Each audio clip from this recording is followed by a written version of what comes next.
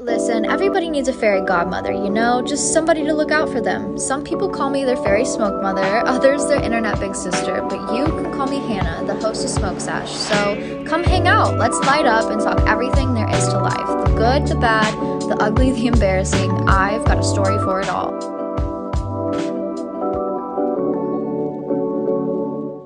Hello, hotties of the world, and welcome back to the internet's favorite smoke sesh. Or we'll actually be smoking today. Oh my god, you guys.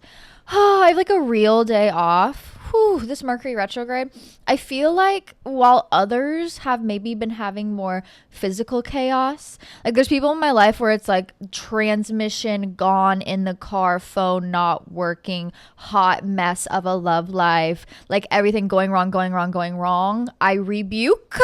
Okay. It has not been affecting me that much externally, but I have been affected mentally. Raise your hand if you've been affected mentally by this Mercury retrograde. Okay. I feel like my mind has been all over the place. So I'm so excited for this Mercury retrograde to finally be done by the end of this week. Ooh, it's going to be sweet, smooth sailing. The rest of the summer is going to be so beautiful, so fun. But I don't have a lot to catch you guys up on.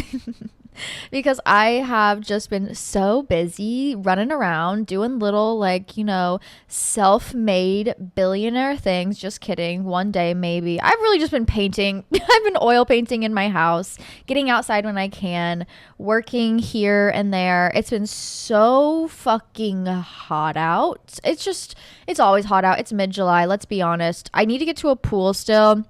It's big on my list. I honestly might go do it after this podcast. We'll see how much energy I have. We'll see how nonverbal I get from the smoking, and if I do want to enter myself into a public setting. But I do want to let you guys know there is a new vlog up, okay? If you have not been taking care of yourself during this Mercury retrograde, or you need something fun to watch, some inspiration for some self-care, I just uploaded a self-care vlog on my vlog channel, you guys, and it's been getting so much love, so thank you for watching. I'm kind of new to the vlog world, even though I've been doing it for almost a year now. I still feel very new. I still feel like I'm finding my space, finding my flow, and it's been so fun to kind of expand my creativity past 60 seconds videos and do 40, 50, 60-minute videos and edit those. So thank you to everybody who watches, genuinely from the bottom of my heart. I have so much fun over on YouTube. But if you want to watch that, that's on YouTube at Hannah Marlene 444.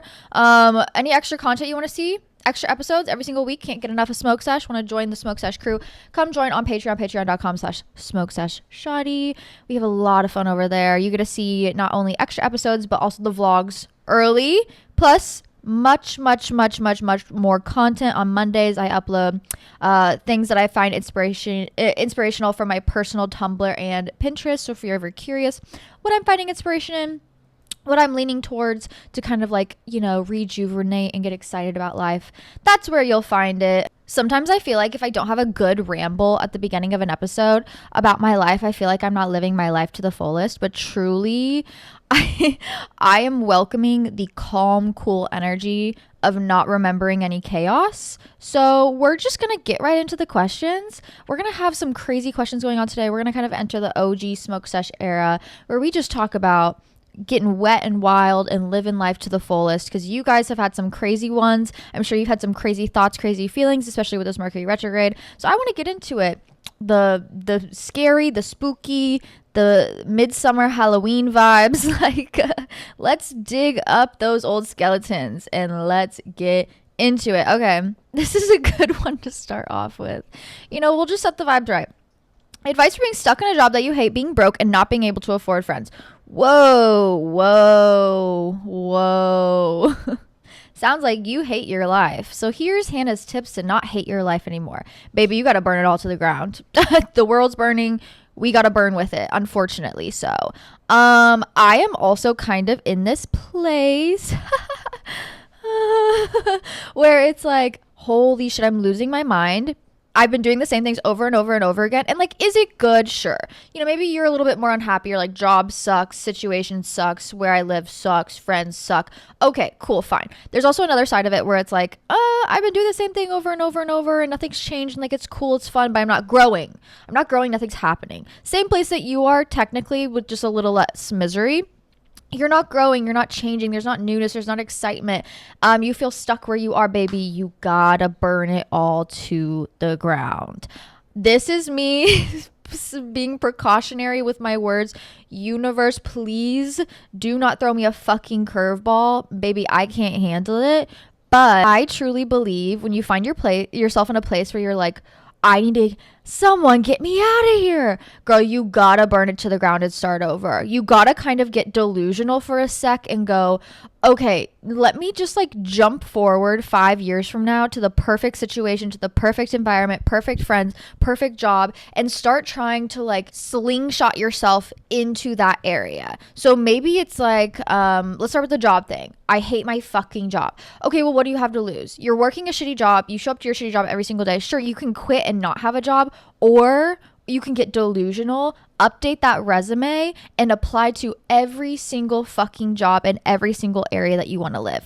Okay, you need an excuse to move. You're like, I can't move. I can't move to a new city. I can't move to a new place. You know, they're not going to hire me. I won't have a job there. Bitch, then start applying to new random cities. Fuck it. You might get one, and it might be for a server position. It might be for a hostess position. Yes, maybe another shitty fucking job, but it'll give you that slingshot to get to a new place, to regroup your life, to refresh it, to change it up. You never know what's going to happen, but you have nothing to lose at this.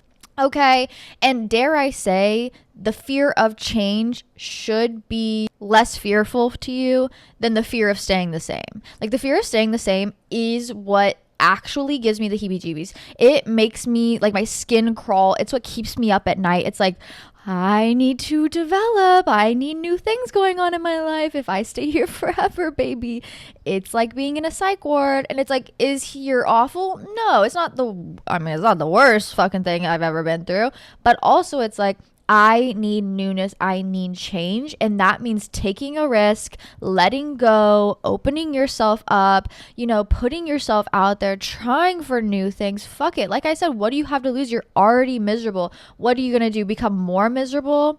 Probably not. Probably not. If anything, I've learned by burning my life down, which I've done many different times. And honestly, the one thing I really, I really appreciate about younger Hannah is she was quick to set shit on fire and move on. She was quick, and it was a bit impulsive. It was like, no, I'm dropping out of school. No, I'm applying to school. No, I'm moving back home. No, I'm moving over here. No, I'm moving out. Like, it would just be so random and so on a whim. But once I get an urge, there's not a lot that can really stop me. And I feel like I've lost that edge. I've lost that like fire in my heart a little bit. As I gotten older, I've gotten like a little scared. So if you're young and you have the inkling to move on, to change, to kind of uproot your life, to try something else, do it. Okay, you still have that fire burning in your heart. And not like I don't. Like, of course, we're going to follow through. We're going to develop. We're going to change. It's going to take a little bit more effort. But if you're young, you genuinely do not have a lot to lose. I'm going to be honest with you. You will never regret trying to transform your life or to change it in any form. Because it's like, what? You're going to stay here and suffer forever? Or you're going to take the risk of listening to yourself and developing and trying to become new, which usually, I'm going to be honest with you, always works out. It really does. Does it work out in the way you always desire? No, not always, but it always works out in a way that you're thankful that you made that decision no matter what. So if you hate your fucking job, go apply to 50 jobs today. Fuck it. You know, refresh your resume, make a good ass cover letter, send out 100 million fucking emails to all the hiring managers, show up in person if that's what you want. If you hate where you live, bitch, fuck it. Sell your shit off, figure out where you want to live. Pack up a U-Haul, move across the country, If you hate your partner, if you're not fulfilled by them, break up with them. Temporary heartbreak is going to be something that we all go through no matter what at some point. So you might as well just rip the fucking band-aid off, get into your single era, trust in yourself, follow through with what you need. You will never regret it. But if you sit here and you suffer and you just like tend to your wounds, you know what I mean? Like you lick at your wounds. It's like, yeah, you're going to be in pain for the rest of your life.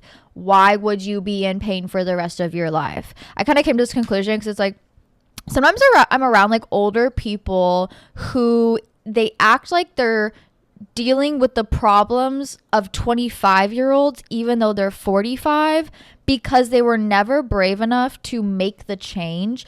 And it is some of the most like disheartening, sad shit I've ever seen in my entire life, because it's like, you are dealing with problems of mid 20-year-olds and you're 40 fucking 5 and you're complaining and licking your wounds because you are comfortable with it and you don't want to grow, you don't want to change, you want to have the same 25-year-old problems for the rest of your life instead of having 45-year-old problems like, oh my God, my kid's about to go to college. You know what I mean? Like, holy shit.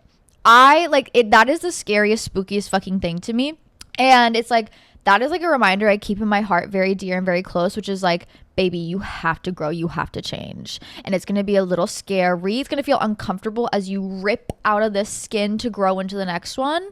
But also you're going to be better off. You're going to be more beautiful. You're going to be more fulfilled. You're going to be more satisfied. Yes, also upgrading your life comes with more challenges. You're going to have to figure new things out. You're going to have to approach in different ways, but also like, how blessed am I to have new challenges in my life than facing old ones over and over and over again?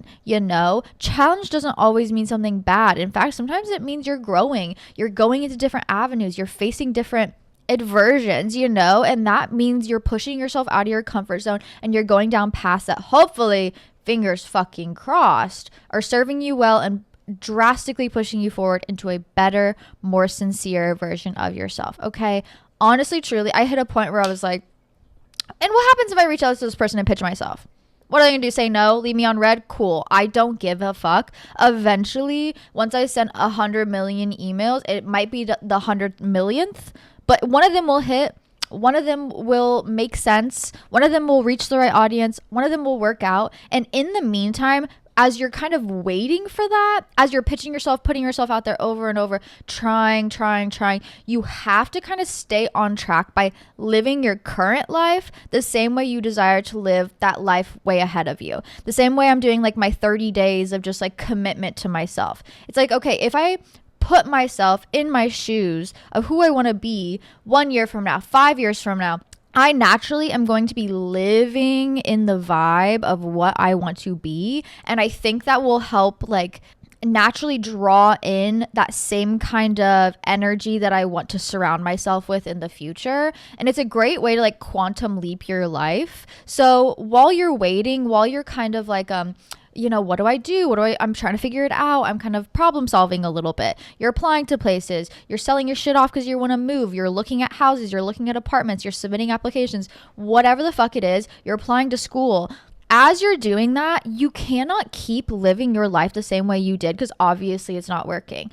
Maybe it's like, oh, damn, I just like spend my days drinking and throwing my fucking life away. It's like, yeah, you can't keep doing that and expecting things to change by doing the same thing over and over again. Nope, you got to cut it out. Oh, I spend all my days on social media just scrolling, doing nothing. You can't keep doing that and expecting different results. You gotta kind of quantum leap your life by immediately stepping forward and putting yourself in the shoes of who you want to be. Are you brave enough to do it? Yes, I know you are. Are you delusional enough to do it? Yes, I know you are. This is probably like the little pep talk I need right now in my life. So I hope it's the pep talk you need as well. But truly, anything you want, you can get. Sometimes you just have to burn down the situation you've created in front of you because it's not working and start over. We see this all the time in the Kansas prairies. This is a crazy like comparison. Also, like, think of the sequoias. So when I went to visit the sequoias this summer, a lot of it had burned, like it was on fire, like had been burned down to a crisp. And as I'm driving through, I'm like, uh-oh, is this a global warming thing? Is this supposed to be happening? I'm nervous. Who threw their cigarette butt on the ground and burned down this nationally protected forest? No. As you get to like the museum, you start reading about it. It's like naturally, as trees kind of grow, sometimes they grow unhealthily and sometimes they take up too much space and they start choking each other out, like through roots, through oxygen, through sunlight. And there's no way for this forest to keep growing and flourishing. And naturally, it will burn itself down. Now, subsequently, like Kansas prairies, if you think about that, it'll do the same thing where it will kind of choke itself out through the ecosystem, that people will have to come through and burn off swaths of the prairie so it can grow back stronger and better than it ever has been. And I truly believe that if you are brave enough to take that step in your life to kind of burn it down for the sake of your future self to grow back better and more healthy than it ever has been, you will be rewarded. Honestly, the universe rewards bravery. It rewards like taking a chance on yourself always. So why not? Bitch, what do you have to lose? What do you have to lose? You already hate your fucking life, or you love it and you need something new. Whatever situation you're in. But what do you have to lose? Oh, where you are now, your comfortability. You know the pain, and that's easier than not knowing the pain of the future. Okay, well, once again, are you going to be 45 with 25-year-old problems? No, baby. Burn that shit down. Put yourself out there, quantum leap forward into who you want to be. You would be surprised how drastically your life can change in the span of a month. In the span of a month, you would be surprised. Yup. Okay. So if you need a little bit of emphasis, a little bit of oomph to bet on yourself today, bitch, this is it. Okay. On to the next. Not to be dramatic, but how to prepare for the end of the world. Oh my God, you guys. Would you believe me if I told you I was a prepper in my young age? You know preppers? If you guys heard of preppers, where it's like, end of the world, where's my go bag? Where's my backpack with all my things in it? It's because I'm a control freak. Like, genuinely, I am afraid. It wasn't afraid, baby. It's hot outside. We're like, yeah, the world is burning. I can feel it. My skin is frying to a crisp as I'm out there.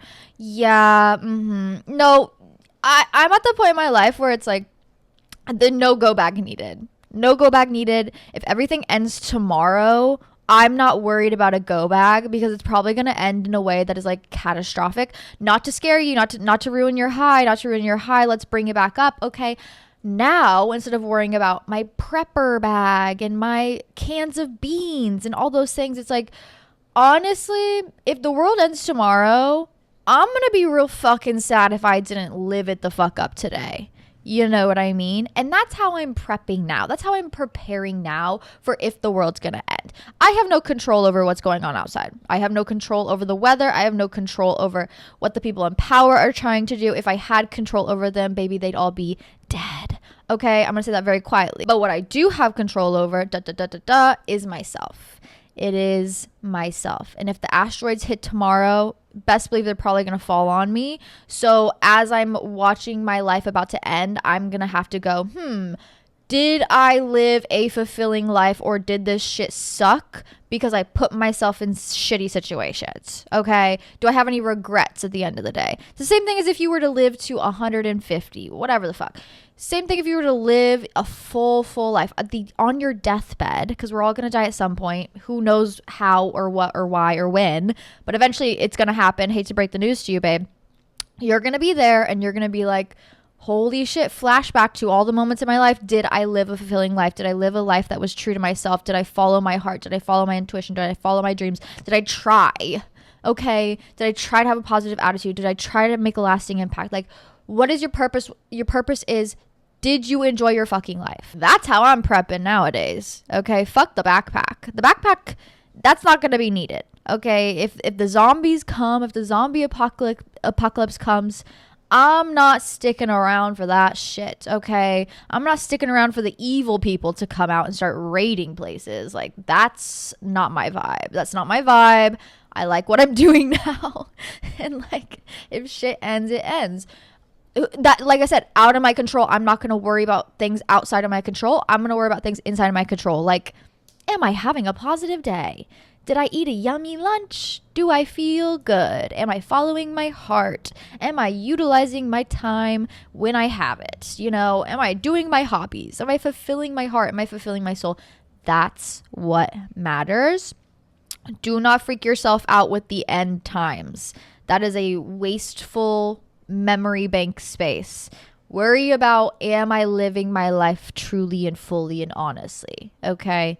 Am I following my dreams? Am I working hard towards what I want? Am I trying my best? Am I trying to bring joy to my life? That's the type of prepping that we need to be doing. Because subsequently, if you think like, okay, the zombies do come and I do survive, somehow, and I'm 10 years into the zombie apocalypse, those are also the memories we're stuck with.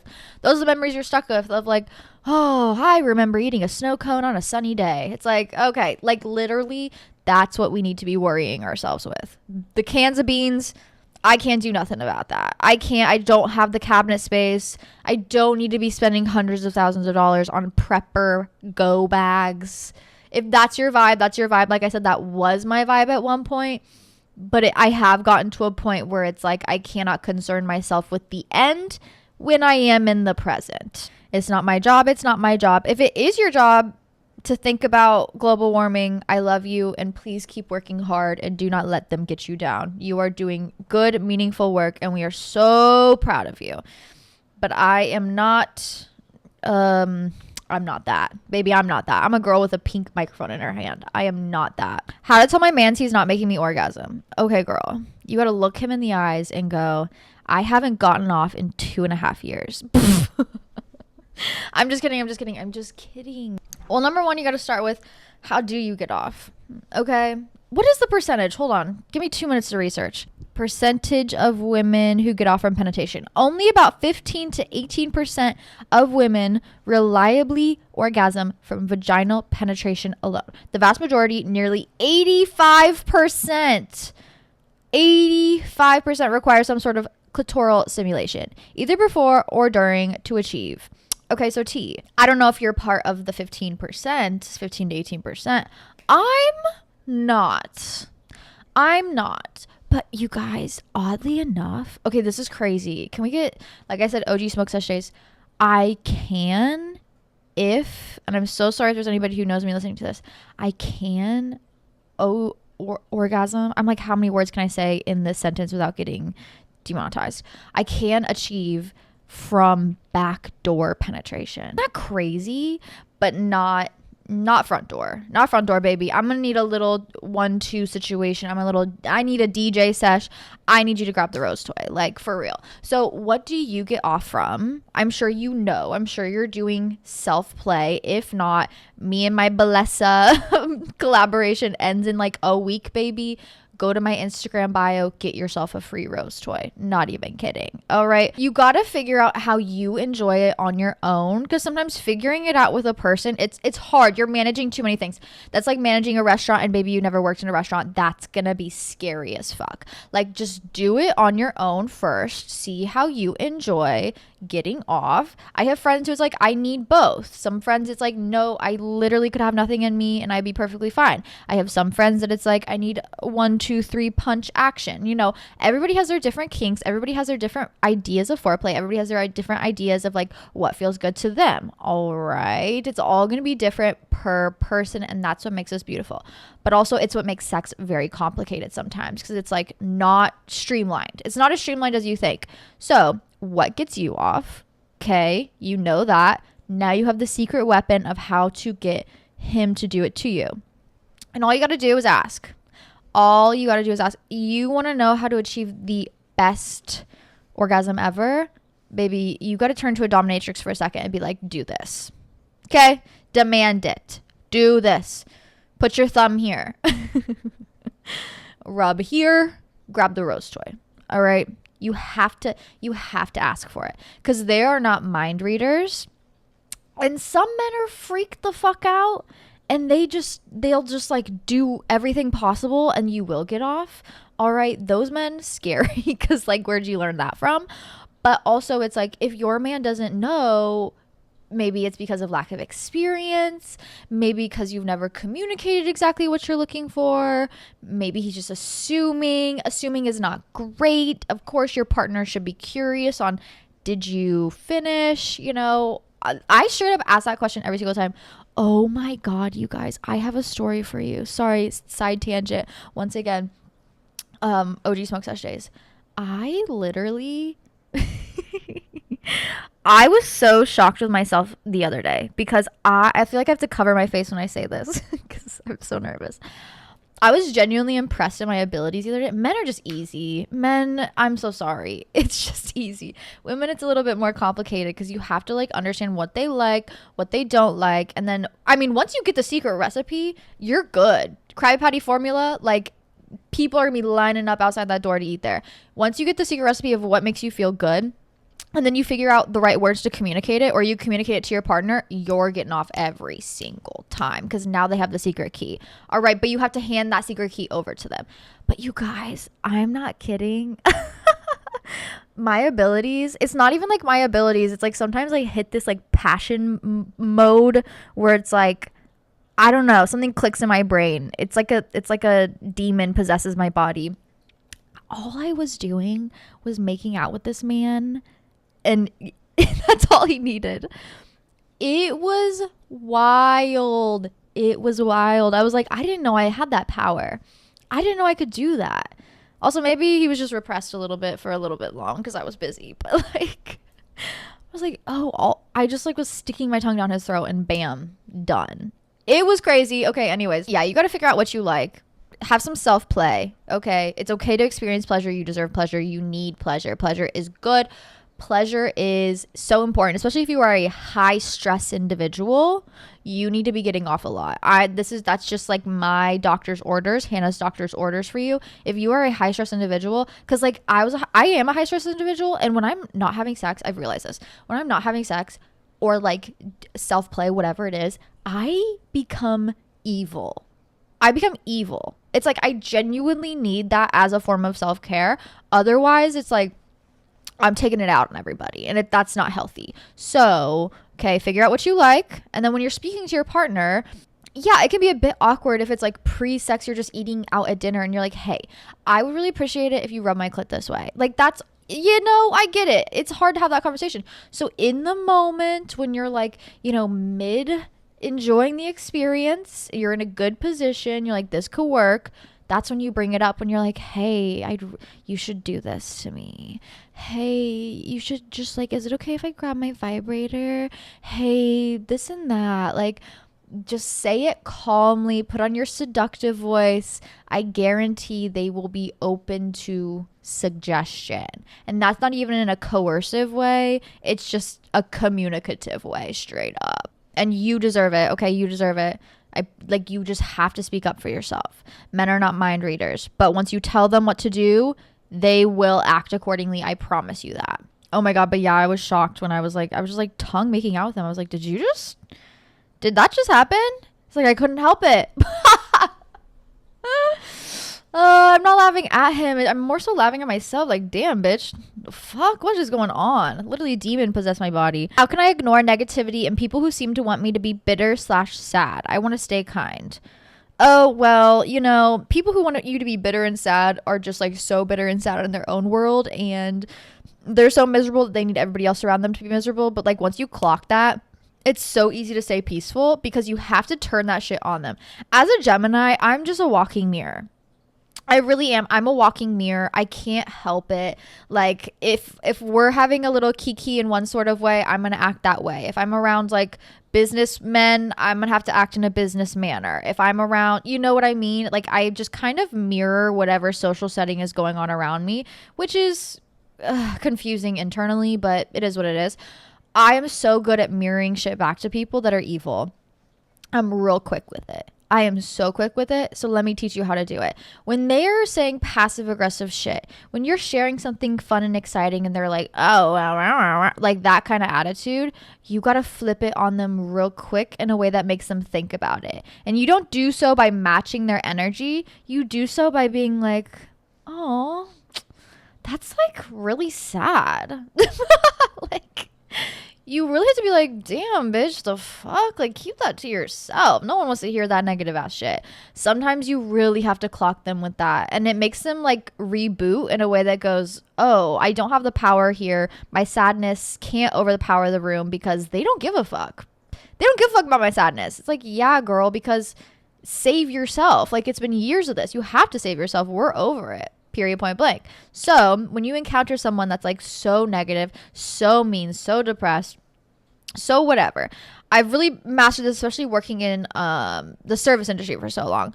So say it's like a customer who's having a bad fucking day. They're starving. They're hungry. It's hot outside. Like, just bad energy. Or maybe it's a coworker, same thing. They come in, they're just like snappy. Two people. We're sitting down for two people. Or this happened and blah, blah, blah, blah. It's like, whoa, okay. I'm gonna let you get your rocks off real quick.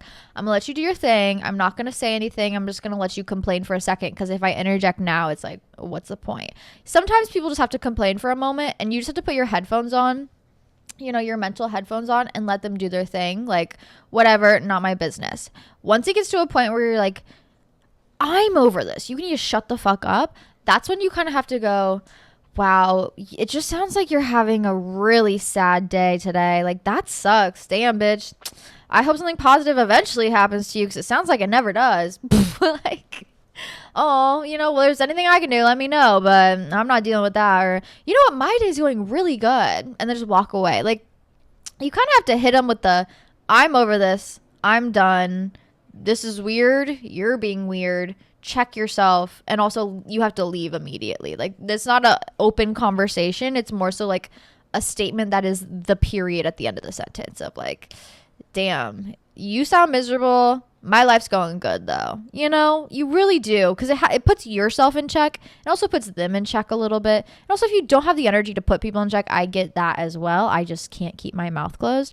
So sometimes also for that situation, you just have to walk away. If it's a coworker and you're like working, be like, I gotta go to the bathroom. I gotta step away. I gotta go pee. Go like dissociate in the bathroom for like 5 minutes. If it's a partner, I don't like negative partners. I don't like partners that complain. I don't like negative Nancy's to be inside of me. So I don't do negative partners personally. That's just a personal thing. If you have a partner who's being overly negative, overly like pessimistic, you can like very harshly clock them on that shit of like, what the fuck is going on? I thought you were a positive individual. Why do you look at everything so negatively? And can you work on that? Otherwise, we can't be together. That sounds crazy, but sometimes you just got to say it, because you don't deserve to have a angry person in your house. Your house is peaceful. It's calm. Okay, you need to keep it that way. If it's a friend, okay, friends get a little bit more leeway than partners, low key. If it's a friend, it's like, okay, hey, I've been noticing this habit. You seem like everything's going wrong. Like, if there's anything I could do, let me know. But like, I don't know, like maybe we can share one positive thing that happened in our day, or like take a step away, put the phone down, put those messages on do not disturb, those paragraphs of messages, do not disturb. Take a moment to yourself. If they're like, hey, what's going on? You're not responding. It's like, oh yeah, I'm kind of busy with my own things. You know, you can lie, be like, my life's going crazy too. Sorry. I'm busy, you know.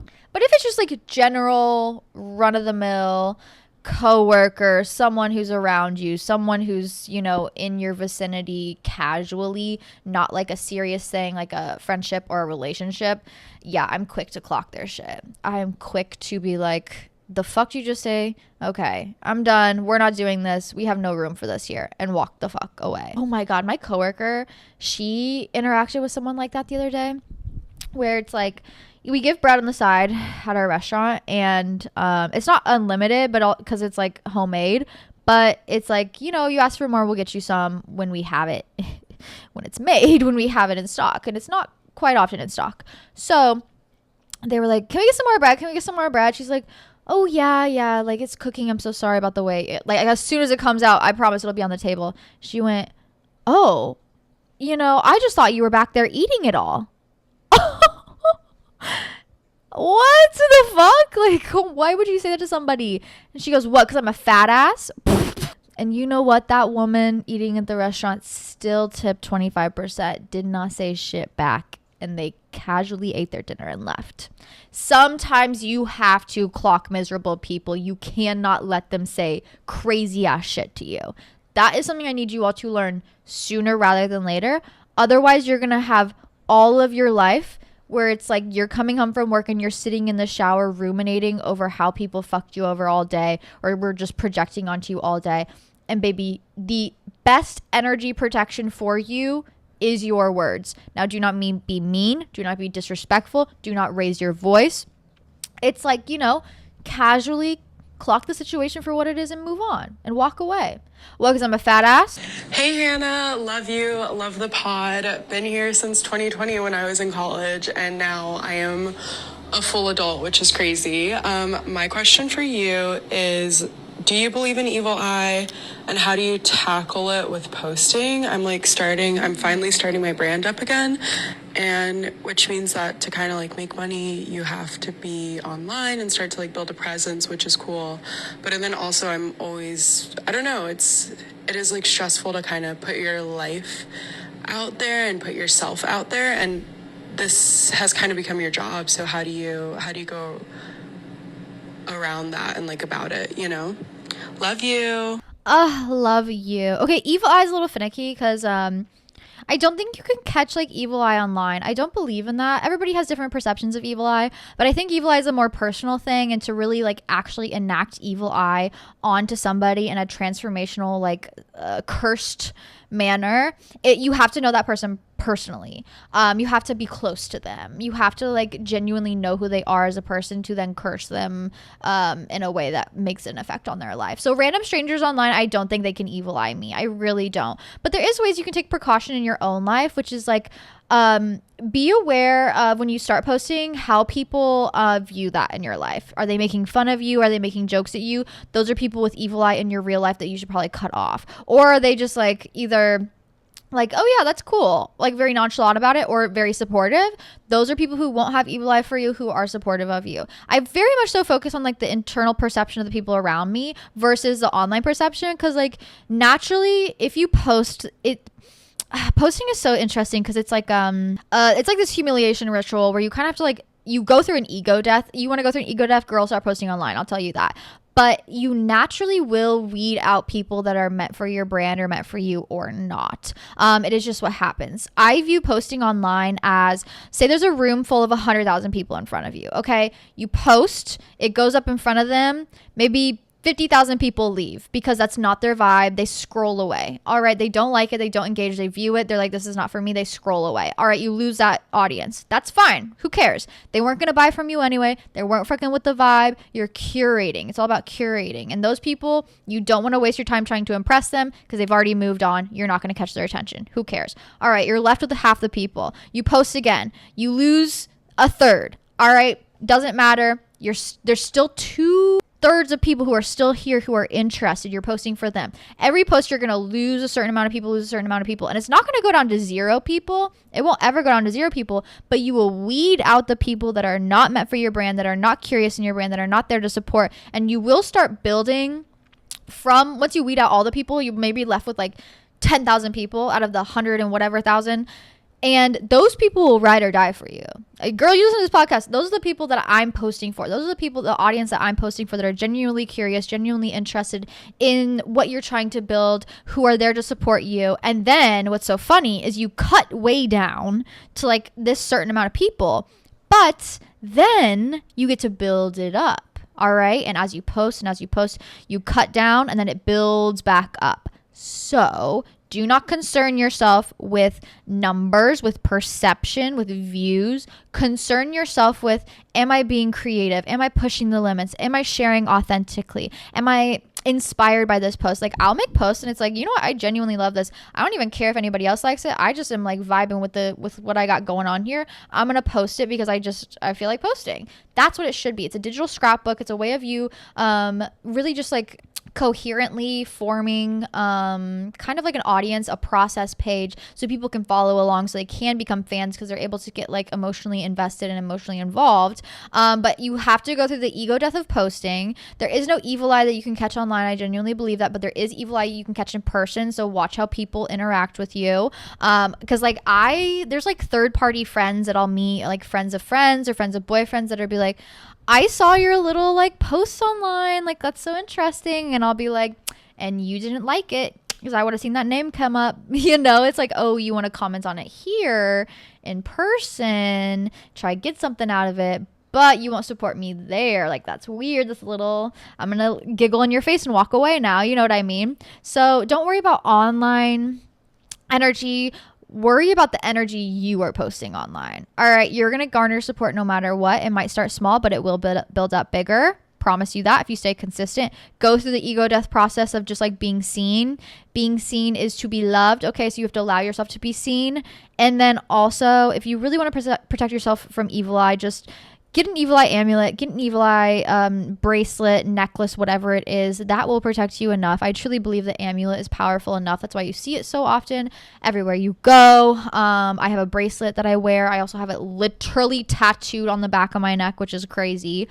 And if you ever have like bad energy around you, burn white candles, put some salt around you, take a salt bath, withdraw that negative energy. You'll be good. I promise. But don't concern yourself with the evil eye. As long as you have a protection in place, such as an amulet, it will take care of anything that you could be worried about. Pretty sure my ex spread lies about me being unstable to protect his reputation. Help. And what does that have to do with you? What does that have to do with you? What does that have to do with you? Let me go ahead and give you guys this perspective as somebody who gets like a lot of eyes on them constantly all the time. And I'm sure like, you know, the Everything Everywhere All at Once movie where it's like, if everybody's perception of you was a different version of yourself, it's like there'd be millions of Hannahs out there, but there really is only one Hannah, and only I know that Hannah, and also like the people who like truly love me and are close to me know that Hannah. So anything else that exists out there is just not me. Any of those perception out there that is, you know, not conductive of who I am is not me, and therefore none of my business. Okay, whatever your ex said about you, cool. If someone believes that, they obviously don't know you, and let them believe it. Okay, you know what? They should be a little afraid of how unstable you can get if you were to get unstable. And if they're going to believe that, if they're going to choose to believe your ex, then like go ahead. They're your ex for a reason. But once again, like, what does that have to do with you? It's not rooted in you. It's not based off of who you truly are. It'd be more scary if it was like, well, shit, actually I was unstable and he is telling everybody I was unstable. That hurts more than someone telling a lie, because it's like, who cares about lies? If someone's going to believe a lie, go ahead. But also like, that's not you. It's not you, so it's not worth wasting your time over. And if anybody believes that shit, let them believe it. Move on with your fucking life and let them stay miserable with their perception of who you are, because they never will get close enough to understand the beauty and the truth of who you truly are. Everybody else who comes around you who is probably gonna have no idea about this lie, is probably gonna have no idea about this idea. They're gonna have a beautiful perception of you, and that's what matters. Anything outside of that, girl, who gives a fuck? Who gives a fuck? That's something I learned really quickly.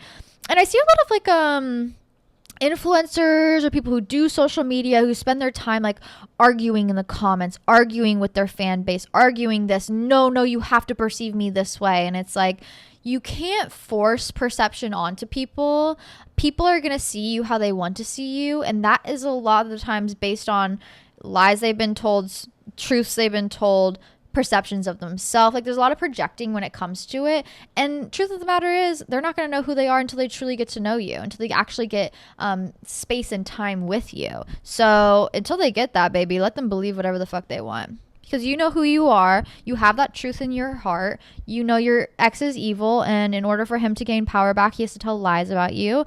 And go ahead, let him. But also, it's like, he's going to be telling them to other evil, miserable, awful people. So who cares? Who cares? Like I said, it has nothing to do with you, because it's not the truth about you. Now, if it was the truth, it'd be different. Like, don't tell them that. Don't tell them the truth. Just kidding. I know you are a wonderful, kind, well-received, well-understood person. And anybody who comes into your life who is going to be a positive individual in your life will also have that viewpoint of you. Anything else that enters your life, fuck it. Nonsense, noise. Leave it in the trash where it belongs. Let me get you some more water. Oh, I love her. She's so fucking funny. Things to do while tripping / high. Love you. Okay. My favorite thing. Well, if you can't be out in nature, nature's number one. If you're doing anything that is regarding psychedelics, this is not professional advice but also being in nature is the best thing possible. Being around trees, touching grass, laying on a picnic blanket in the park, away from people, going on a hike, whatever. That is the best thing you can ever possibly do. Ever, okay? Be in nature, go on a walk, hug a tree, touch some grass. Of course, natural drugs, you're going to feel more like connected to nature. Duh, hello. Now always make sure you're with somebody who's safe, somebody has your location, somebody's with you. Take precaution, take protection, always. If you're ever under the influence of any sort of drug, alcohol, weed, whatever, take precaution. Period, point blank. That has been my PSA for now. But if you can't be in nature, if you are at home, you have to have something to look at. Like, you really do. You have to have something to look at, just to kind of dissociate for a little bit in like a very healthy way, and find inspiration. And for me personally, my favorite things to look at are high definition photos of the world, not like Earth, but also Earth, like different places people have traveled, sea animals, like things like that. I remember first time I did acid, and if you have like your TV hooked up to like the Google Cast situation, if your TV goes idle, it will start playing the most beautiful high definition travel photos you've ever seen in your entire life. I remember I started this photo of a seal in seaweed, and I was like, I didn't know these moved now. Like like the seaweed is literally like swimming around his cute little face, and it's like, baby, that ain't moving. That photo ain't moving. It is a photo, not a video. But it's so beautiful and so gorgeous. I remember it was like this photo of like a little cabin in a rice field. And it was like, oh, the most beautiful thing I've ever seen in my entire life. So travel photos are fantastic for that. I'm not a big like show watcher or movie watcher if I'm tripping. I think it kind of takes me out of it a little bit. And also like, why would I spend my time when I'm doing that watching a show when I could be like journaling, crafting, painting, okay? If you're under the influence of something so psychoactive, you should have intentions behind that. The reason I fried my brain so much with like psychoactive things is because there were no intentions other than dissociating and escaping life. And that, just simply put, is not healthy, not good. You should not be smoking weed, drinking any sort of drug that is going to affect your brain chemistry to escape life. It should be to connect further and deeper into it. So I'm not pro watching shows. I'm not pro watching movies. I love music. I love painting. I love arts and crafts. I love touching grass. That is the best recipe ever for any sort of like trip situation. I don't know. I feel like I just spent so much of my time running from myself, running away from myself in many different capacities, but a lot of the times through substances, because it was just the easiest thing to do. And I'm so happy that now that I'm getting older, I'm kind of like running from myself, but also like in tandem running towards myself. You know what I mean? I feel like the things that I'm picking up now, such as like horseback riding or trying new hobbies or putting myself out there or wanting to move, wanting to change my life, wanting to upgrade my life, is my new form of switching things up and adjusting my perspective and opening my horizons on life, instead of running so far away from myself because I was scared of what happens if everything I dreamed come true. And I feel like a lot of the times when I would use like psychedelics, substances, Molly, things like that, when I was in like my massive party girl era, which like I had fun, everybody goes through, it's okay. Like genuinely, I don't feel any shame. It just is what it is. It's a learning experience. A lot of the times I was doing it to kind of dissociate from life or feel any sort of like positive effect, but I realized like a lot of that can be achieved through life, through just the things you love, through experiencing it in a new perspective, through trying new things, through running as fast as you can towards what you want and desire. You can have like a very silly, like psychoactive experience in that sort of way, by simply choosing yourself and running towards your dreams versus like dissociating through substances. But I do love a little mushroom here and there, and I think I'm going to take some here soon. Not like today, hello, but like, I have a little bit and I just want to like go to a park. I want to put out a picnic blanket. I want to just like have a fat ass water bottle on hand, some colored pencils, some markers, a journal, a book, and just like lay in the sun under some trees. That is the best way to kind of trip. Okay, have a trip in my experience. But be careful with the thoughts that come up. Be safe. Have someone there who can watch you, protect you, look over you, and you'll be good. Love you. Safe traveling. How to go about hookups without getting dick catfished. Oh my God. Okay, you guys, I think I have a knack for this, and I discovered this the other day when me and some friends were talking, and I was like, genuinely, I feel like I can look at someone's face, a man's, whoever's face, and know their dick size. Genuinely. And that's mostly coming from the knowledge that like, I would like the average male penis size is going to be, what is it, like 5 to 5.5 inches? I'm not even kidding. What? Me looking up stats. I'm looking up a lot of stats. Average dick size. Yes, research indicates the average erect penis is 5.1 to 5.5 inches with the girth about 4.6 inches. Okay, I don't know about girth. Like, I can't guess girth, but I can guess size. And I think most men genuinely are carrying around 5 to 5.5. Sometimes 6 maybe on a good day. Maybe if the blood flow is really hitting. All right, maybe a 6. And honestly, like, that's perfect. For a girl like me, that is perfect. I don't know what it is about like dick size that became a conversation where like bigger became better, but bigger is not always better, babe. Like, I don't need a forearm inside of me. That seems like daunting. That seems painful. That seems like I'm gonna have to like grin and bear it, and that's not how sex should be. That's not how it should be. Now, if that's for you, if that's what you're looking for, if you're looking for that BDE, babe, go after it. But genuinely, I feel like I can look at anybody and I can tell like, damn, they ain't packing a lot down there. Or subsequently, oh God, don't go sleep with them. Like, you know what I mean? And it's nothing about like stature or build. Like, you can be a very tall, muscular individual and still maybe have something that's a little bit smaller or maybe more medium sized when you would think it would be like just like Ivani water bottle sized. No. You know, it sometimes there's like sleeper builds. Sometimes it's like, whoa, wasn't expecting that. But I think most of the time, if I ever like came across a penis in the wild, I was always like, no, that genuinely makes sense. Even small ones, I'm like, yeah, that makes sense, definitely. So I don't think you will be dick catfish because it's all about energy. It really is. Even like shy people, you know, confident people, you know, there's not like a particular thing to look out for, but it's all about chemistry. And if the chemistry is right, like whatever they're packing, you're gonna be happy to have. I'll tell you that. That's for sure. Yeah, I wouldn't be worried about getting dick catfished. I would be worried about getting personality catfished. I would be worried about like, what are your intentions with me? I mean, if you are only looking for a hookup, then period, like go and find somebody who has like great chemistry, great energy that you mesh well with. Okay, you want to know the best way, because like fuck dick size, fuck all that shit. You want to know the best way to tell if you're going to have like good, fantastic sex with a person? Dancing.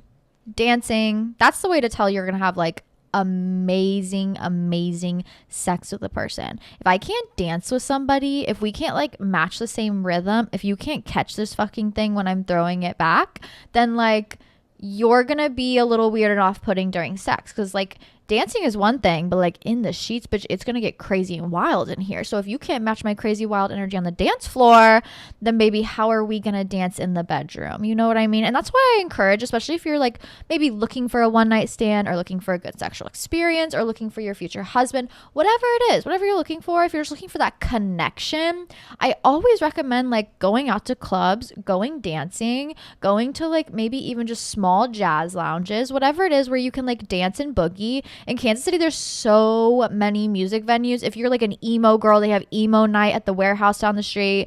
If you're more into techno and raves, like you can go to, I mean, real raves, like real raves. You can go to any of them that come in town, but also like Aura. Ew, that was my like rave club. Or in the Lowest Ferns, which is a little bit more like elevated, small DJs more like curated vibe. If you're looking for like country line dancing, you can go to the Ship, go to Honky Tonk Tuesdays, you know what I mean? Like there's something for everybody. So whatever your energy is, whatever you're feeling, if you like more of like a classical like salsa dancing, go to salsa dancing night. If you want to, you know, just like vibe out, maybe go to like a more disco night. If you want to, you know, you're more like country girl, boots swinging, then like go to line dancing, whatever it is. But like genuinely, if you're trying to figure out, are we gonna have good chemistry? Do I fuck with you? Can you match my vibe? Can you match my energy? Are we gonna have good sex?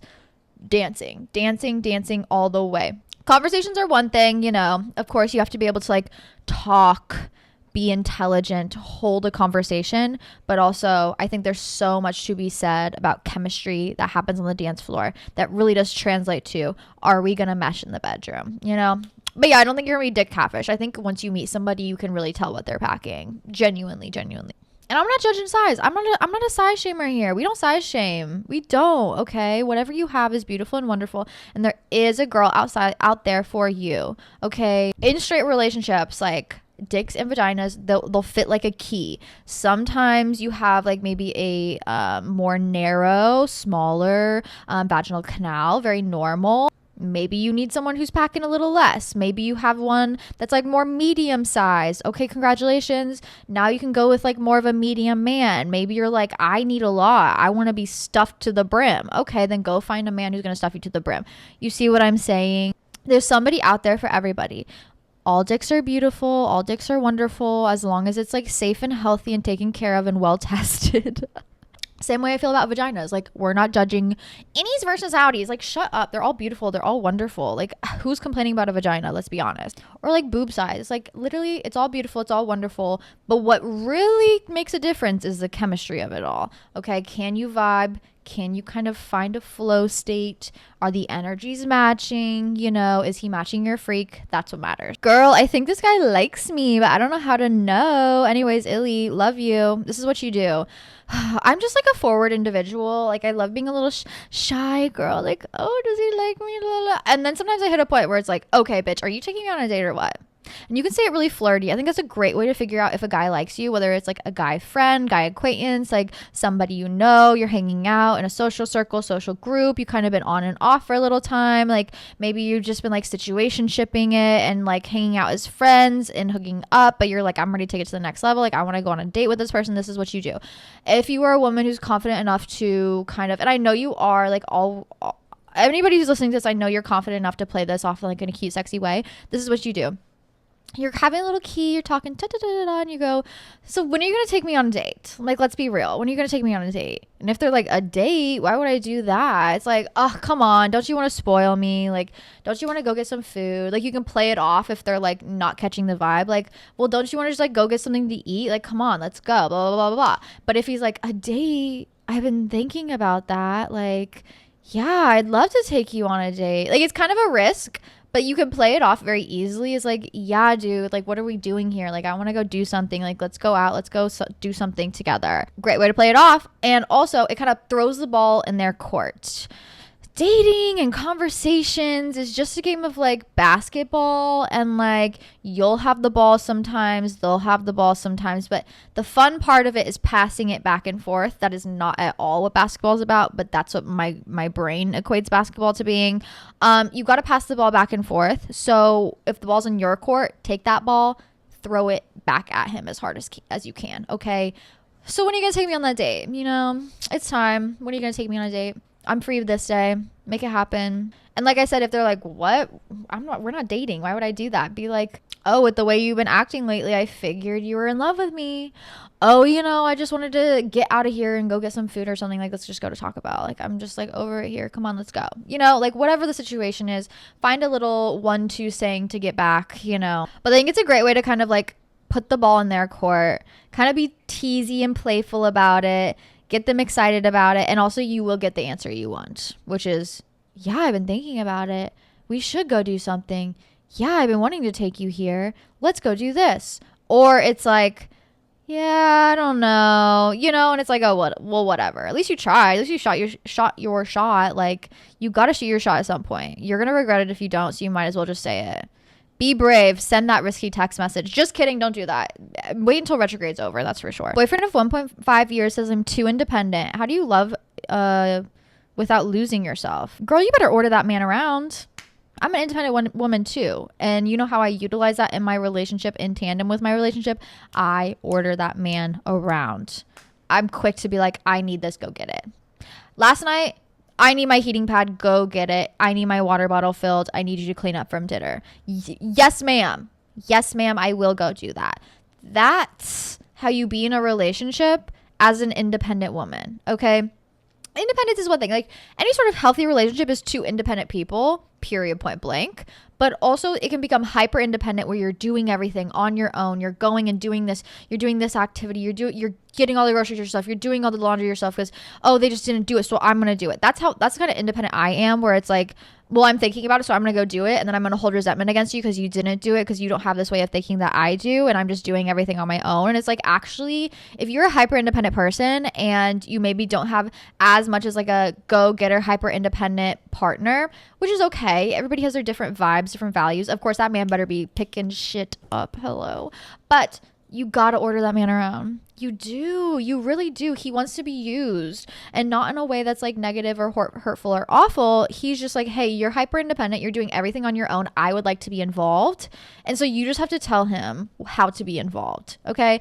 I want to go to this restaurant. Take me on a date here on Wednesday. I'm free. I know you're free too. We're doing it then. And you're taking me. You're taking me on the date. Easy peasy. Hey, I want to go to this activity. We're doing it on this day. Bam, done. Hey, I need you to go pick up the groceries from the grocery store. Here's the list. Go get it done. Period.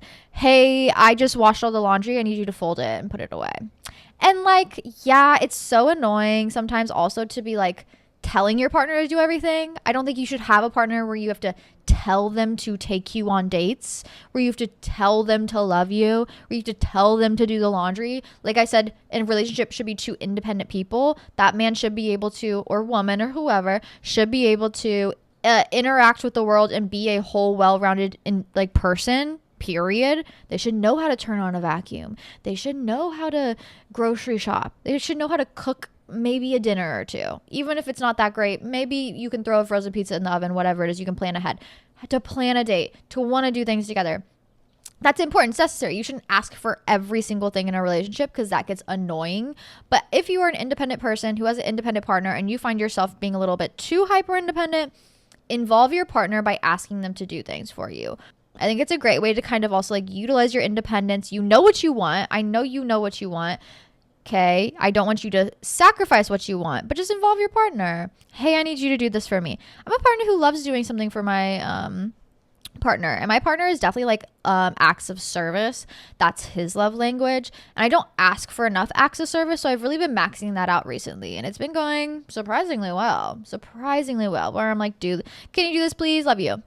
And it makes my life easier, takes something off my plate. He feels fulfilled because he's doing some of his love language, and it just makes a better, more well-rounded situation. All right. Okay, this might sound a little wonky, but how do you tell if you love a man or if you just love that he loves you? Yeah, that's it. Bye. Oh my God, short and sweet voice memo. Well, happy to have you here. Thank you for submitting a voice memo. If you want to submit a voice memo, DM me on Instagram. That's the way to submit them. But I don't know, because it is like, love is good. Love is great. Relationship building is everything, though. And love can't be everything. Of course, to love somebody, you have to love them wholeheartedly, where it's like, if you really love that man, you will get the ick. You will watch him scratch his balls and you'll go, that's disgusting. But also like, I don't want any other man to scratch his balls in front of me. You know what I mean? Like that's how you know you love them. Of course, you should love to be loved. They should love you in a way that makes you feel fulfilled, that makes you feel good.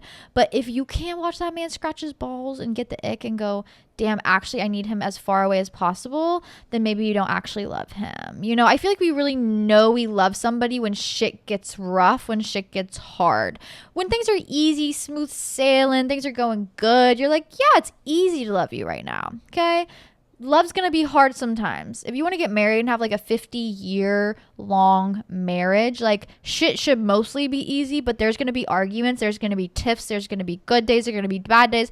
You might have kids, that kid might smear poop on the wall, and it's like you both are on your hands and knees cleaning shit off the fucking walls. It's like, are you still gonna love that person when you're doing that? That's how you know you were actually in love with that man.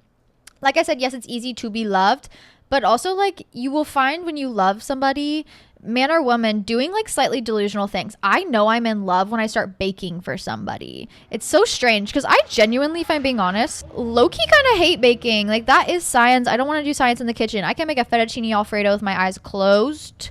I can make a pot roast with my eyes closed. I can make a Sunday roasted chicken in the kitchen with my eyes closed. But baking, oof. If you catch me baking for a man, that's how you know I love them, because I'm doing something hard. I'm doing something like slightly delulu, because I don't do that for anybody else, and I'm doing it for a man. That's how I know I love them. But I do think a lot of it is like when shit gets hard, and you kind of have to, when you're in a relationship, wait it out to see maybe when there's a tiff, there's a slight argument, there's something going on, see how they handle it, see how you handle it. You will know if you really love a man when shit gets hard and if you want to figure it out. When shit gets hard and you're like, actually, I want to give up right here, right now, I'm ready to let you go. That's how you know what, maybe we're not meant for each other. Maybe we're not good problem solvers together. Maybe we're not good partners together. Maybe I don't want to work with you on this. Maybe I don't want to be your science partner right now, okay? Maybe I don't want to clean shit off the walls with you ever. In fact, that's going to drive me even more mad. That's how you know what, maybe this is just surface level. Maybe it's just like I'm enjoying feeling good, but when tough times get hard, we can't lean on each other. I don't want to lean on you. You smell. You're gross. Actually, you're grimy. I hate you. You know what I mean? That's when it's like, all right, maybe it's time to give it up. Maybe it's time to move on. But a lot of it is wanting to do the hard thing no matter what together, wanting to choose each other no matter what, wanting to work through things, even if you hate them, you just like, it's like the worst fucking day ever. They're trying to help you, but you're just like frustrated. It's like, you know what, but I still want them around me, on the days when you're like so burnt out from life and so tired of everybody, but you still want them around you. When they're doing gross, disgusting, nasty things or vomiting after a night out, you're like, that's gross, but also like, I'm gonna go make you a cup of water. Like, that's how you know you love them. That's genuinely when you don't need a reason to love somebody, when you just want to do it, period. Now also, you can love a man and do all these things for a man, but he might not do them for you, and that also is an excuse to leave. Okay, all right, let's see what else we got. What does choosing yourself look like? Ooh, this is a great question. Because also, like, with the topic of like hyper independence, this is a great one to bring up, because it's like sometimes hyper independence isn't a good thing, and sometimes we get choosing yourself confused with hyper independence a little bit. You have to be able to rely on people. You have to also like put yourself aside for people. You can't just like choose yourself, because that also becomes like selfish in a way. And becoming a little selfish when you've never been selfish before is important to learning like how to hold boundaries. But once you know how to hold boundaries and you know how to be like a whole well-rounded individual, only choosing what you want to do, only showing up to events you want to do, only doing things you want to do is going to come off as really, really selfish, and that is just not a great way to go about the world. So of course, choosing yourself is important, but also like choosing yourself sometimes means putting yourself aside. It's all about just like, what's important to you. Is this person important to you? Sure, you don't want to go to this event. You don't want to really, you've had a long day. You don't really want to go, but you love this person. You want to show up for them. It's their event. Sometimes choosing yourself also means like showing up for the people you love around you. Now, also, it means prioritizing what you also desire in your life. So yeah, sometimes that means other people, sometimes it means new hobbies, sometimes it means new events, new things, but a lot of choosing yourself is just following your intuition and following your heart. What makes your heart happy? What makes your intuition happy? What makes you feel good at the end of the night? Sure, maybe exhausted, but good nonetheless. I'll tell you what, this week I'm filming a day in the life video, and I think you guys are going to be surprised by how much I really fucking do in a day. But is it so fulfilling? is it so wonderful? Is it so beautiful? Am I choosing myself every step of the way? Yes, absolutely. And I wouldn't have it any other way. But yeah, I think we're in an era where a lot of people are very hyper independent and also very selfish.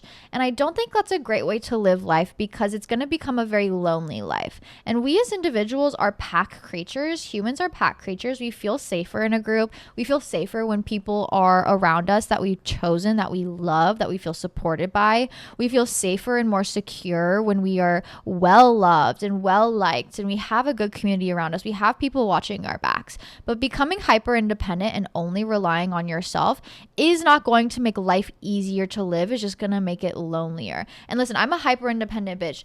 I understand. If anybody understands, it's me. I could live alone in a cave and be perfectly fine. But also it's like, damn, how lonely would that be, you know? So that means I have to put myself aside and my hyper independence aside, which I know is, you know, a little bit more negative, and choose me, well, whole rounded me, well taken care of Hannah, healthy Hannah. And that means putting myself aside sometimes, being vulnerable, opening myself up, putting myself into new friendships, putting myself into new relationships, opening myself up to new situations, new environments, new jobs, new work opportunities, being vulnerable in that sense, because you can't have this wall up or this guard up. That is not choosing yourself. That's becoming selfish. That's becoming hyper independent. And that's going to be really fucking lonely. I don't know. There's a lot of people out here that's like very, very, I'm choosing me. I'm doing what I want to do. And it's like, well, yeah, but also like from the outside perspective, that just seems like, it seems like really self-centered in a way that's like not healthy and not conductive to a healthy lifestyle at all. So be careful with what you're choosing. Sometimes choosing yourself means putting yourself aside for the people you love. Sometimes it means, you know, doing something you don't want to do because you know you'll be better for it in the future. Getting up and doing that goddamn laundry even though you don't want to do it, you know, because you know tomorrow you'll feel good about it. Showing up to that event even though you're tired, investing in your hobbies even though you don't believe in yourself. Whatever it is, you gotta have that balance. Real choosing yourself is supporting yourself in a very whole, well-rounded way. And sometimes that means being vulnerable. Sometimes that means doing it scared. Sometimes that means taking on a challenge. Sometimes that means putting yourself aside.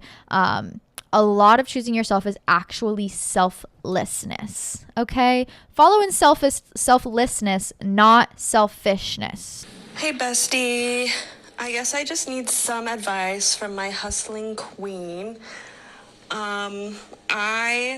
For context, I will be turning 28 in September. I'm a Virgo. I change my mind constantly. Lots of water. I'm a Cancer moon as well as a Pisces rising. Very dreamy, very whimsical. I'm constantly living in a daydream, and I know we always talk about follow your dreams, keep being a dreamer, blah, blah, blah. And you know what? I do get to do the things I love and enjoy, and I'm very appreciative of that. But it's not in my career, it's in my hobbies.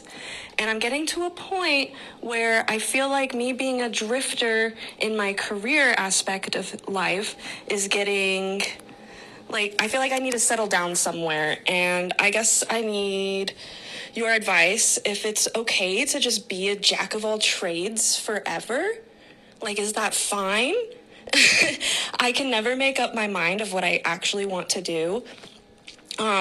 Or I guess if anything is the perfect job for me, it's a solo job that isn't people facing. Like, I'm tired of hospitality. I'm tired of customer service roles. And as a Virgo, I love just a solo activity. Give me a list and I'll do the damn task sheet. You know what I mean? Is there a job out there for me like that, or is it just validate me on if it's okay to drift, be a drifter in life? Sorry if this got long. Thank you so much.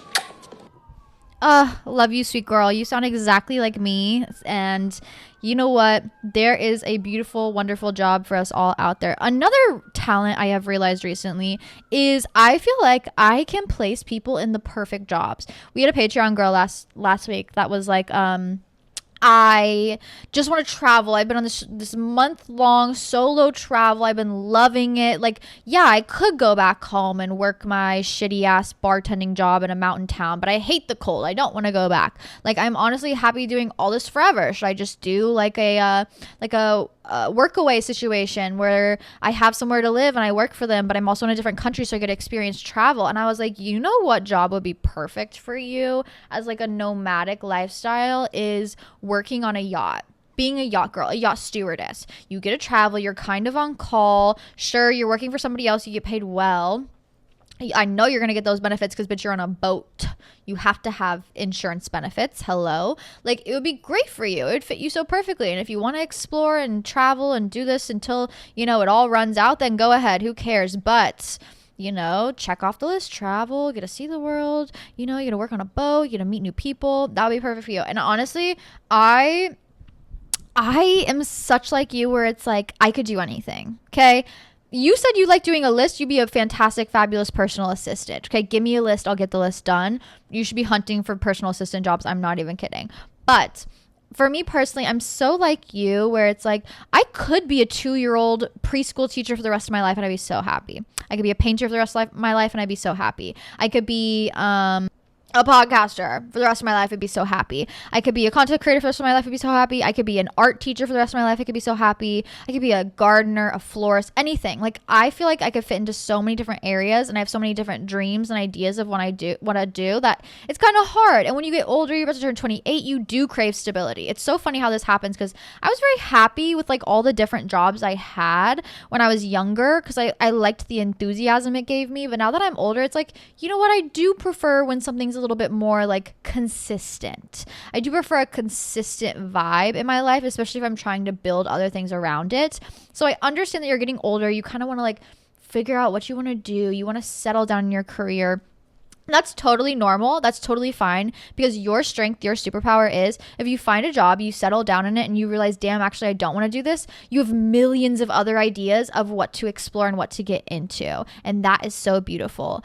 I also know, on the other hand, there's some people, because I used to be this way where it's like, I can't decide, like, I'm such a problem. I can't decide. I can't pick something. But also then I would talk to people and they're like, no, I have no clue what I want to do. I have no dreams. I have no idea of self. I have no aspirations. I can't even drift because I don't even know where to drift to. That's when I started seeing my dreaming and my goal setting and my drifter-like habits as a positive, because I realized that I opened so many doors for myself just by allowing myself to enter the room. And that is so beautiful and such a superpower and such a talent. So your Pisces and Cancer signs, don't worry, they're helping you with that. Where your maybe Virgo aspects wants you to stay like a little bit more grounded, a little bit more like rule oriented. Baby, you don't always have to follow the rules, but also I don't blame you if you want to settle down. Maybe now is the time to really weigh your options and figure out what works for you and what doesn't. You said hospitality doesn't work for you. Okay, pros, cons list. Start dreaming big. I know you can do it. Figure out what jobs would probably like work best for you long term, what you would feel comfortable settling down in. Start applying for them. Who knows what's going to happen? Who knows how it's going to turn out? But you won't regret trying or putting yourself in new places.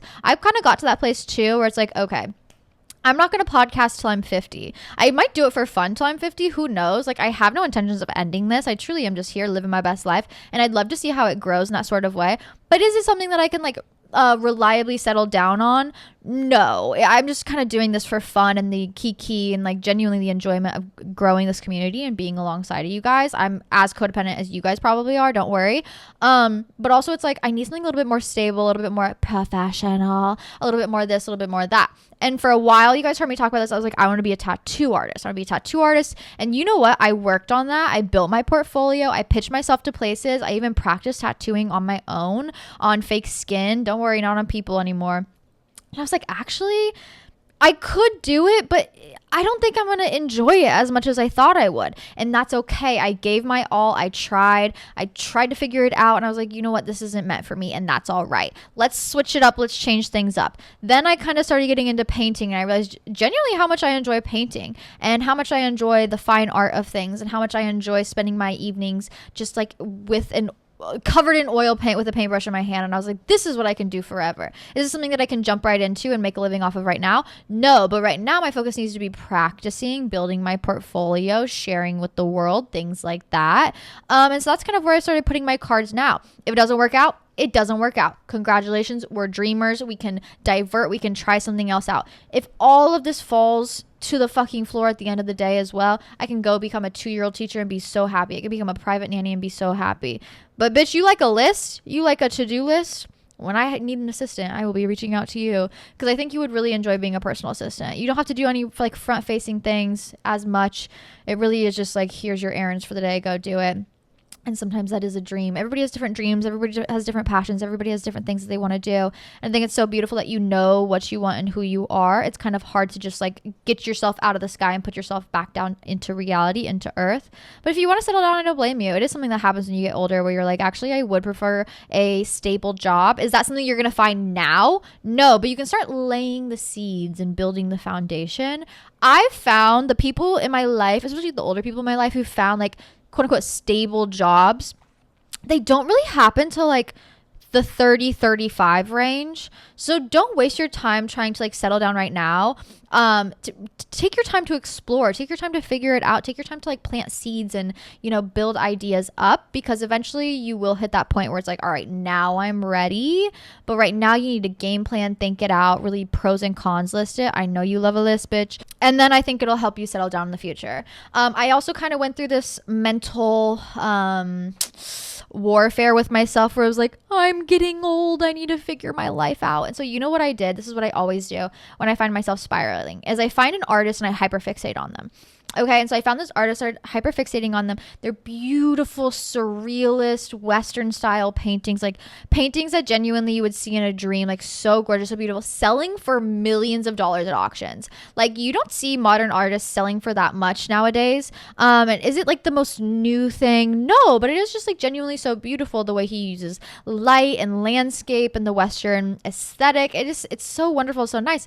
And you know what? I was like, he must have been doing this for years. He must have been doing this since he was like 19 to build up a repertoire in this way. And it's like, actually, no, he didn't start till he was 35. 35, didn't gain success until he was 40. We have time. You have plenty of time. You have plenty of time to figure it out. The world's not ending tomorrow. Things are good. Things are fine. Just take your time to plant your seeds, to think it out. Okay, to try new things as well. If you find yourself floating and thinking too much, put yourself in the shoes of who it would be to be that person with that job. Apply to it, see if it works for you. If it doesn't work for you, who cares? Move on, find something new. You will settle down eventually naturally, but you can't force yourself. Otherwise, you're going to feel stuck. I'm facing a severe lack of glam lately. How to fix. Okay, did I talk about this on the Patreon? Maybe here. I feel like the biggest glam divas ever are Southern women. Let's be honest. The biggest glamorous divas ever are Southern women. Think about like the Southern drag queens, even in the drag world. Like those divas are glam to the max. They take their glam very seriously. It's almost like an art form. Okay. And I mean, it is an art form if you really think about it. But I heard this rule one time from this glam diva that's like, you have to have 2 of 3 things. Okay, period, point blank. At the end of the day, you have to have 2 or 3 things. The 3 things are a good outfit, a good beat, and good hair. You have to have 2 of those 3 things. So maybe you want to run to the grocery store. You don't want to have a good outfit on. You're just like in a matching chill 2-piece set. Okay, glam, hair. Or maybe you have a good outfit on, but you don't want to do your makeup. Okay, outfit, hair. Okay, you don't want to do your hair. Cool, glam, outfit. If you have 2 of the 3 things, you will feel glam, you will feel diva, you will feel put together. Always. And it's something that I've been doing more so lately. Because of course, like when I'm home, I'm doing nothing. It's my day off. I'm in sweats. I'm looking a mess. I'm not doing my makeup. I'm not doing my hair. That's okay. That's all right. I have those days every once in a while. But I've been trying, especially through like the weekdays or like work days, the average work day, to have 2 of the 3 things done. And I feel more put together. I feel like I go and I do more things, especially because I am a front-facing person who has to be on camera. I'm doing more things. I'm on camera more often. I'm creating more often. I'm sharing more often because I feel good, because I'm put together. And everybody's put together looks different. Like maybe you're a goth diva and I love that about you, but like Oh, maybe you just want to be in sweats. Okay, but hair is looking crazy fantastic. Maybe you just cut your bangs and you have some killer ass glam makeup on. You know what I mean? Or you don't want to do your makeup, but you got some crazy fucking hair and you got a crazy outfit on. Love it. Two of the three things. You know, everybody has different aesthetics. Everybody has different vibes, different ways that they want to put themselves together. But I think if you have two of the three, and yes, it's vain. Yes, it's selfish. We're talking about glamour here. Glamour. All right, glamour is going to be a little vain and selfish. I know we just talked about not being selfish, but also it's like when it comes to what you physically appear like, it's okay to be selfish a little bit on what you want to look like. Everybody's going to have different ways they want to present themselves. Maybe it is a little self-centered to think about how you look, but I do think a lot of the confidence that I exude from myself comes from how I feel about myself, and that comes from how I look. And I think you can be a glam diva no matter how you look, as long as you in your heart feel good about how you're presenting yourself to yourself. Outward perception doesn't matter. Internal perception is what matters. And for me, the two of the three things, it really does work. I will say, I feel like I'm received better by myself. I feel more confident to go out and do things. I feel like, oh yeah, I will go to the store real quick. You know, I feel put together. Also, something recently that I've been really diving into is the glamour of self-care.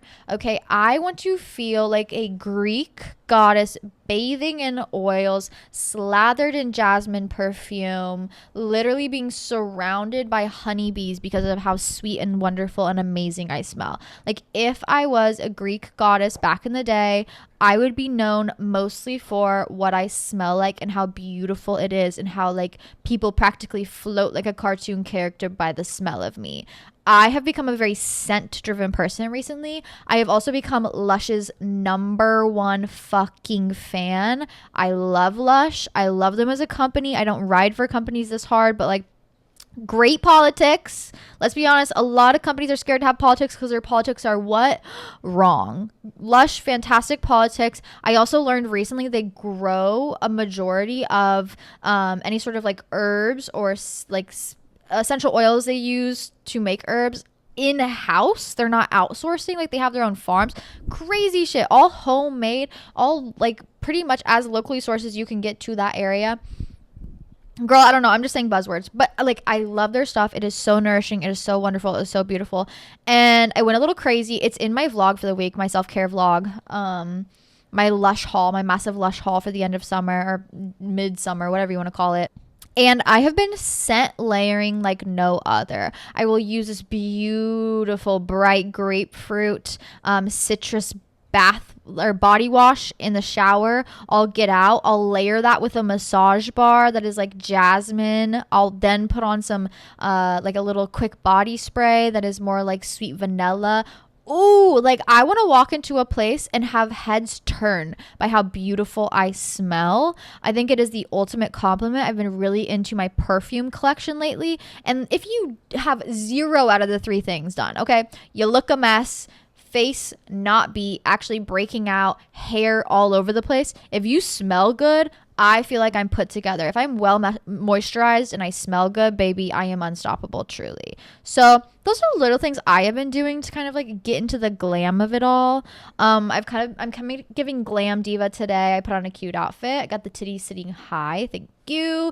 Hair done, bangs done, shocking, surprising, makeup done. Feeling unstoppable, bitch. Unstoppable. But with that being said, what a fun little day. You know what? We had some fun conversations today. Fun topics.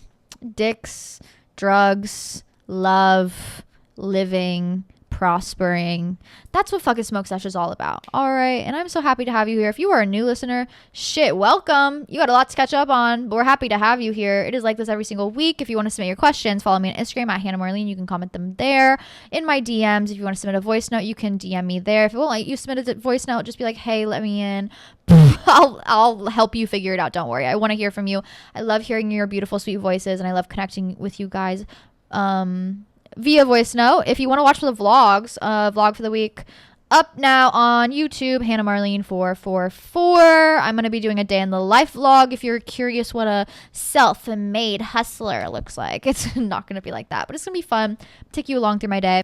And if you want to support me, and see extra episodes, early content, extra posts, inspirational posts, moon phase cycles, Mercury retrograde write-ups, journal prompts, literally everything. So many good, fun things on the Patreon, patreon.com/smokesashouty, where I answer your questions every single week. Wow.